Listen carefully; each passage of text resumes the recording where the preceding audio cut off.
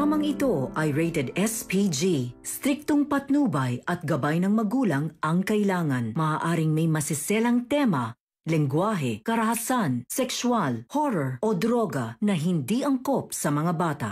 Ikaw ang aking dahala sa gabing marinig. Magigising pa kaya si Don Pepe para mapirmahan ang last will and testament o tuluyan ang makukuha ni Zoe ang mamanahin niya? Magandang araw at eto na nga tayo sa ating pinakaabangang tagpo sa abot kamay na pangarap. Welcome to my channel. Please don't forget to like, comment, and click the bell button para lagi kayong updated sa aking mga videos. Samantala, binasa na ng abogado ang last will and testament ni Don Pepe sa harap nila Giselle, Robert, Annalyn, Justin, Eric at Moira. Nang marinig ni Moira ang mamanahin ni Annalyn ay hindi ito makapaniwala dahil bakit may kasama pa property at perang mamanahin si Annalyn isa lang naman siyang anak sa labas. Sabi ng attorney kay Moira na yun ang gusto ni Sir Pepe. Sabi naman ni Giselle kay Moira na ibig sabihin manahimik ka na lang, Moira. Hindi naman nakaimik si Moira at ipinagpatuloy ng abogado ang pagbabasa ng last will and testament. Hindi na nakatiis si Moira sa mga naririnig niya at sinabi niya na nagkakalukuhan ba lang tayo?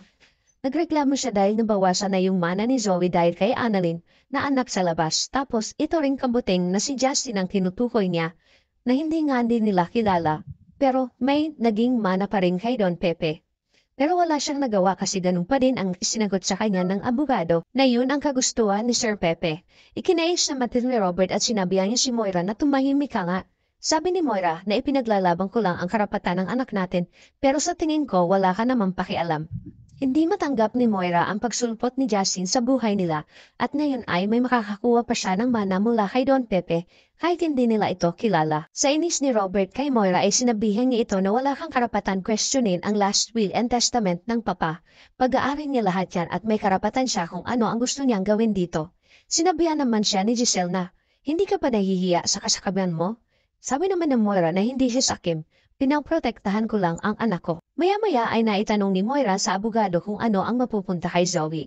Pero laking gulat ni Moira ang sinabi sa kanya ng abogado na hindi na ipinapasama ni Don Pepe si Zoe sa last will and testament niya. Biglang napatayo si Moira at sinabing nagbibiro ka ba? Si Zoe nga ang dapat na nasa will dahil siya ang legal na apo. Nagulat din sina Robert at sinabi sa abogado kung totoo ba ito. Sabi ng attorney na nakausap niya si Don Pepe sa telepono at sinabi na to na tanggalin si Zoe. Sinabi ng abogado na meron silang ginawa na bagong testamento ni Don Pepe at kailangan mapirmahan ito. Pero hanggat hindi ito napipirmahan ay makakasama pa din si Zoe sa last will and testament. Na ikinagulat din ni Giselle at ikinatuwa naman ni Moira dahil kasama pa din si Zoe. Pero kapag nagising si Don Pepe at napirmahan niya ang bagong testamento, ay tuluyan nang walang makukuha si Zoe kay Don Pepe. Naitanong ni Giselle sa abogado kung bakit tinanggal si Zoe sa will ng papa niya. At nabanggit ng abogado na nung tinawagan siya ni Don Pepe ay nagmamadali ito. Kaya napaisip si Giselle na yun ang araw na kinidnap ang kanyang papa at bigla itong napatingin kay Moira.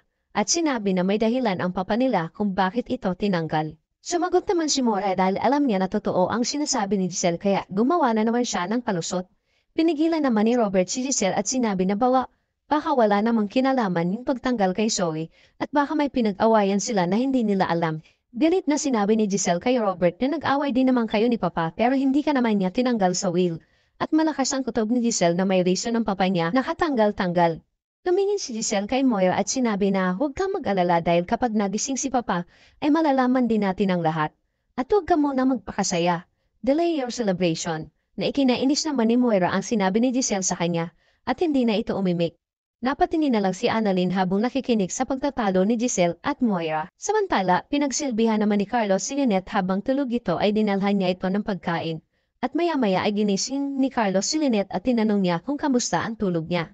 Sabi ni Lynette na mahimbing at nakatulog, na nandito siya dahil pakiramdam niya na safe siya sa bahay nila.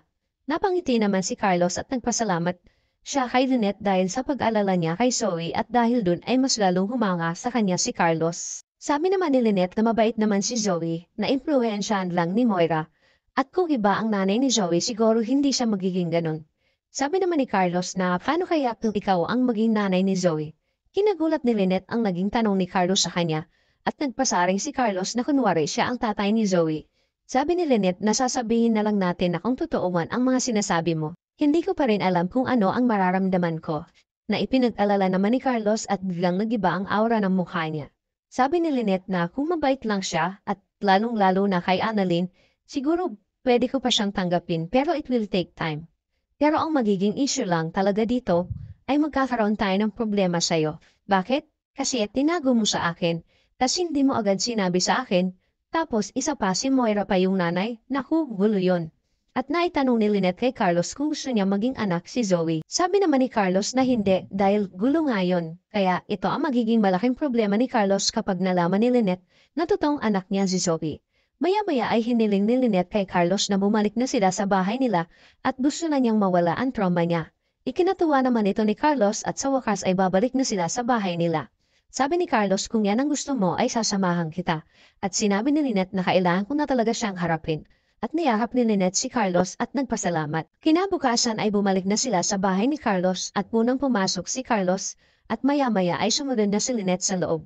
Pinagmasdan niya ang buong kabahayan. Tinanong siya ni Carlos kung kaya niya ba. Sabi ni Lynette na dapat kong kayanin at labanan ang takot ko para malagpasan ko na ang trauma na nararanasan ko dito sa bahay. Kailangan kong maging matapang at alam ko na hindi mo ako iiwan at lagi kitang nasa tabi. Umuo naman si Carlos kay Lynette at sinabi na hindi kita pababayaan.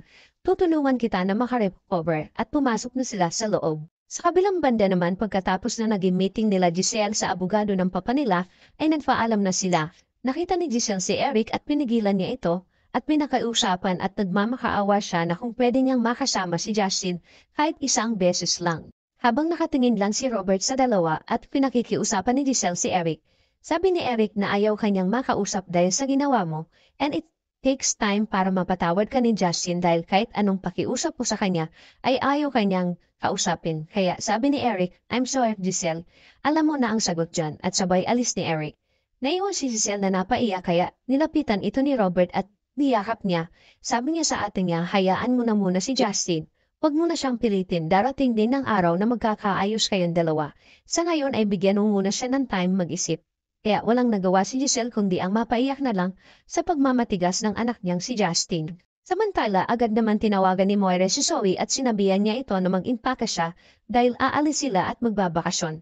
Sabi ni Moira na kinakabahan siya sa lolo niya dahil oras na magising ito, tiyak na magsusumbong ito kila Giselle at Robert tungkol sa nangyari sa kanya at kailangan nilang magpakalayo-layo muna ni Zoe dahil natatakot si Moira kapag nagising si Don Pepe. At habang wala sila ay hindi sila mahuhuli agad dahil nasa bakasyon sila. Ikinabahala naman ni Zoe ang gustong mangyari ni Moira. Naitanong niya kung anong nangyari sa meeting nila kanina. Sinabi ni Moira kay Zoe na may mamanahin ka sa lolo mo sa unang testamento niya. Pero nung kinidnap natin siya ay nakatawag siya sa attorney niya at pinatanggal ka sa will. Pero kailangan niya muna itong mapirmahan. Ipinag-aalala ko lang ay baka magising ang lolo mo na naandito tayo kaya kailangan muna nating umalis. Ikinataranta naman ito ni Zoe dahil ayaw niyang makulong sila ng mami niya. Nagpaalam na si Moira at sinabing dadaanan niya na lang ito sa kondo at nang makaalis na sila. Samantala sa Apex Hospital ay nagkita-kita ang magkakaibigan si Annalyn, Nurse Karen at Nurse Ivan dahil may ibabalita sila. Tuwang-tuwa ang mga ito nang sabihin ni Nurse Karen at Ivan na babalik na sila ng Apex dahil pinababalik na sila ni Ma'am Giselle nila. Kaya ikitanatuwa naman ito ni Annalyn. Nang magbiro si Doc Luke kay Annalyn at sinabi, paano ba yan Annalyn? Babalik na sila ng Apex. Ikaw ba may plano ka din bumalik dito? Narinig naman ito ni Doc Lindon at sinabi na hindi pwede na ikinagulat ng lahat ang sinabi ni Doc Lindon. Sabay sabi ni Doc Lindon na hindi pwede dahil may mga pasyente pa siya sa Eastridge at kailangan nila si Doc Annalyn. At napatingin ito kay Annalyn habang ang mga kasama nila ay napatingin naman kay Doc Lindon at biniro siya na parang ikaw Doc ang ayaw umalis si Annalyn sa Eastridge at nagtawanan sila. Sabi naman ni Annalyn na hindi pwede dahil hindi ko din pwedeng iwan si nanay at yung mga pasyente ko sa Eastridge. Tuluyan na kaya makatakas sila Moira at Zoe kay Don Pepe?